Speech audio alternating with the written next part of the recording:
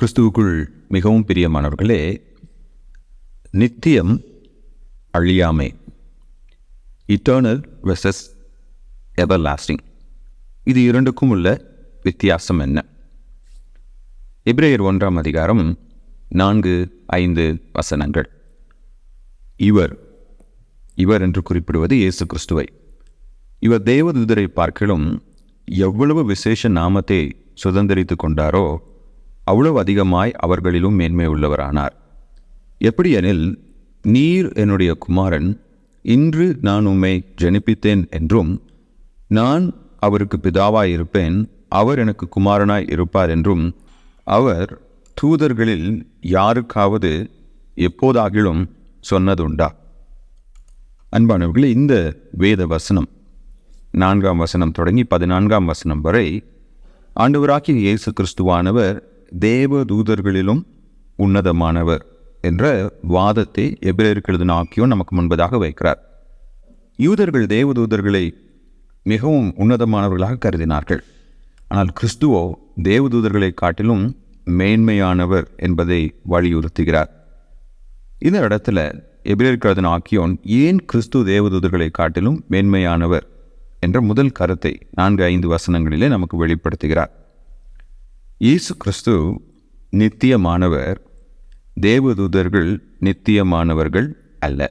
இப்போ முதலாவது இயேசு கிறிஸ்து ஏன் நித்தியமானவர் என்பதை பார்த்துவிட்டு, நித்தியத்திற்கும் அழியாமைக்கும், இட்டர்னல் வெர்சஸ் எவர்லாஸ்டிங், இது ரெண்டுக்கும் என்ன வித்தியாசம் நம்ம பார்த்து முடிக்கலாம்.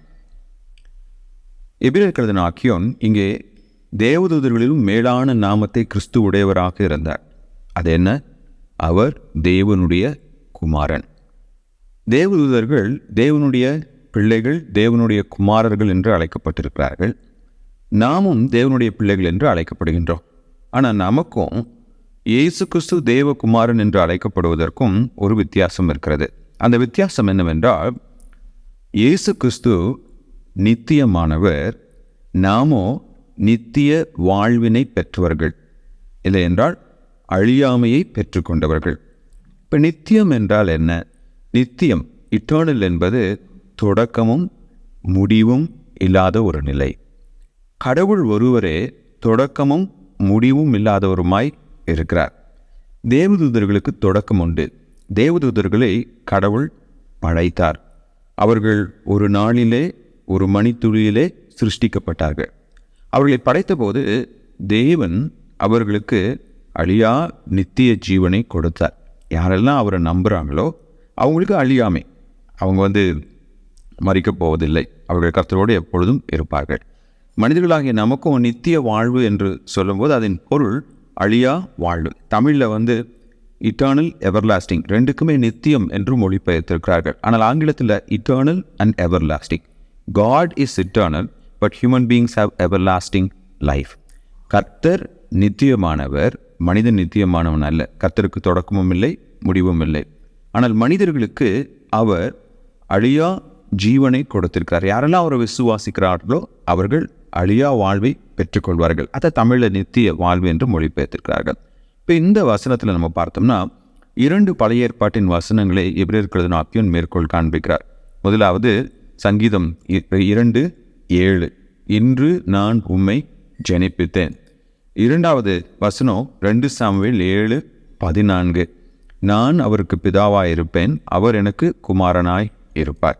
இப்போ இந்த 2 வசனங்களை எடுத்துக்கொண்டு யெகோவாவின் சாட்சிகள் என்ன சொல்லுவாங்கன்னா, பாரு, ஏதோ ஒரு நாளிலே குமாரன் சிருஷ்டிக்கப்பட்டிருக்கிறாரு, ஏதோ ஒரு நாளிலே பிதா குமாரனை படைத்து அவருக்கு பிதாவாக மாறினார் என்று சொல்வார்கள். எனக்கு அன்பானவர்களே, சங்கீதம் 2:7 2 சாமுவேல் 7:14 இயேசு கிறிஸ்து சிருஷ்டிக்கப்பட்டவர் என்ற எண்ணத்திலே அந்த வசனங்கள் கொடுக்கப்படாமல், மாறாக சங்கீதம் 2:7 படி குமாரனானவர், திரியேகத்தின் 2ஆம் நபராகிய கிறிஸ்துவானவர் சகல படைப்புகளையும் ஆளும் பொறுப்பினை நித்தியத்தில் பெற்றுக்கொண்டார். The Son of God is entrusted with the eternal kingship. உலகம் உருவாவதற்கு முன்பதாக, மனிதன் படைக்கப்படுவதற்கு முன்பதாக, பூமியும் இதில் உள்ள யாவும் படைக்கப்படுவதற்கு முன்பதாகவே கிறிஸ்துவானவர் சகலத்தையும் ஆளும் உரிமையை பெற்றிருந்தார். பிதாவானவர் தன்னுடைய ஆளுகையை கிறிஸ்துவின் மூலமாக செலுத்துகின்றார். இப்போ இயேசு கிறிஸ்து நித்திய ராஜா, அவருக்கு தோற்றமும் இல்லை மறைவும் இல்லை என்பதுதான் சங்கீதம் 2:7 குறிப்பிடுகிறது. அதே போல 2 சாமுவேல் 7:14 அங்கே ஒரு உடன்படிக்கை தாவீதுக்கு கொடுக்கப்படுகிறது. அந்த உடன்படிக்கையின்படி தாவீதின் சிங்காசனத்திலிருந்து செங்கோல் விலகாது.